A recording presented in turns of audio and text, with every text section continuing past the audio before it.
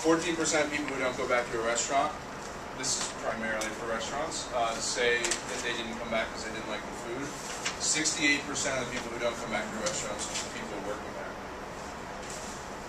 Which is a really huge thing for us to consider, because obviously I think, but you guys have a product that, you know, is always argued to be at the top of its class. So people say you've got one of the best burgers that you deliver in the city. It's been voted that way. It wins these awards all the time. But that's not going to get you a repeat customer, and you need to remember that.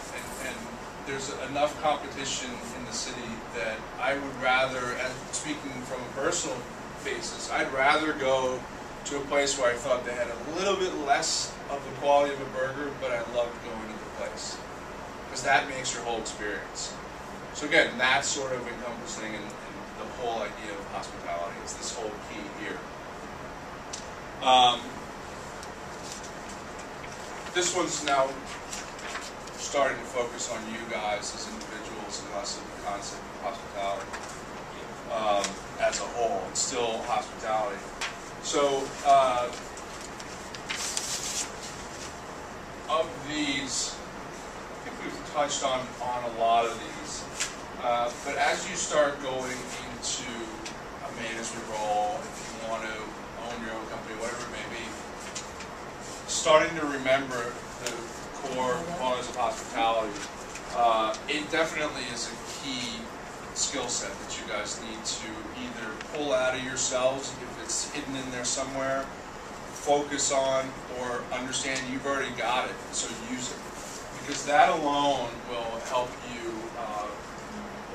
go further in life, I think, than anything else in the services industry. Being able to understand how to utilize hospitality. Common sense is sort of the foundation of all of this stuff. So empathy and common sense are really it. This is my golden rule for you. The customer doesn't always need to be right.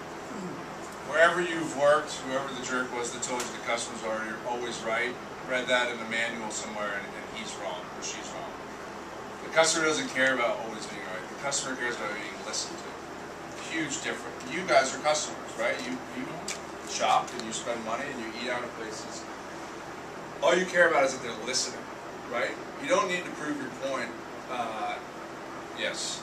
I was going to say it's true, because most of the time, a customer will come to you with a complaint or have something to say to you, and you'll explain and break it down to the customer, and they'll be fine with your explanation as long as you listen to them and see what the explanation was and properly diagnose whatever the problem was. Yeah.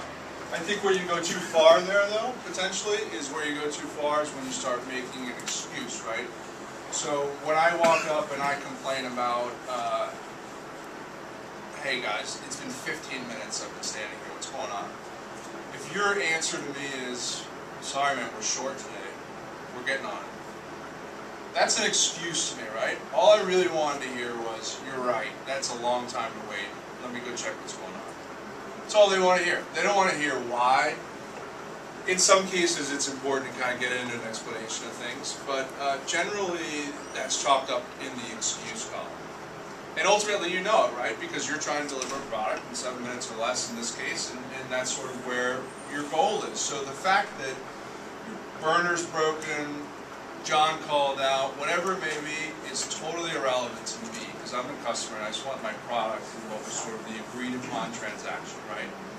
So all I care about is that you don't give me some reason or some sort of attitude. All I care about is that you look over the counter and say, you're totally right. I don't know what to say to you, I'm sorry, we're going to fix it, let me go see what's going on. That's it. That's an actually happy end. And then for you, if you're running that shift, what you want to do is take advantage of that and use it to teach the people on your shift, right? Screwed up, guys. This guy's burger took 20 minutes. Let's figure out why. But don't do that right there. Do it later. Use it as an opportunity, because the next time you do it, the next time you run into the exact same problem, shame on you that time, right? Because you didn't change it. The first time it's an opportunity, the second time you're not paying attention. Were you going to say something? So anyway, that's sort of a core component of when everybody sort of chalks it up to the customer always being right. In fact, if you're going to prioritize in your store, you guys should have each other's back before the customer, right?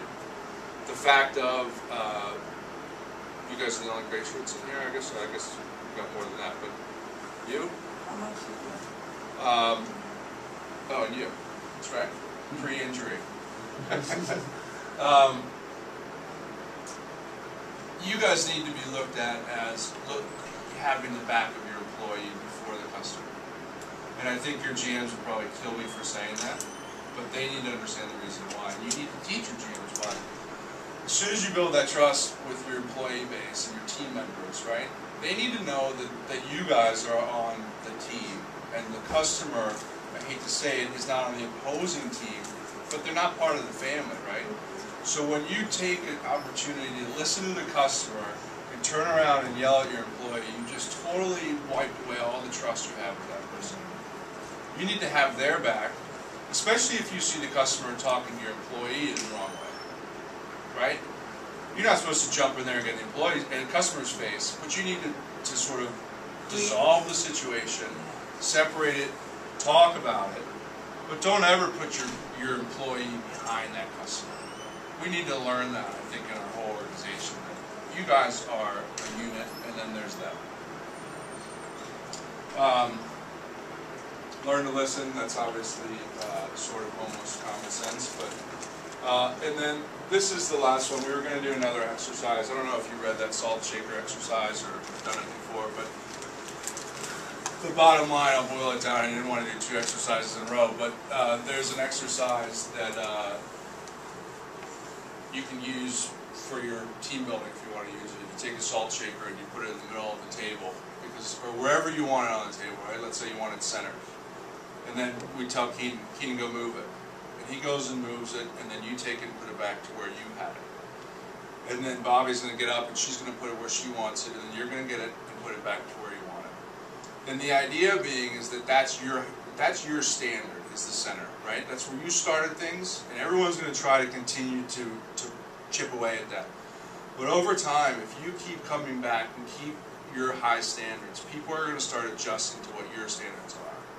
And so that's sort of that idea of consistency and constantly going back to something like that, which is the best way to teach is, obviously, you've heard this 1,000 times, if not 10,000 times, lead by example. That's it.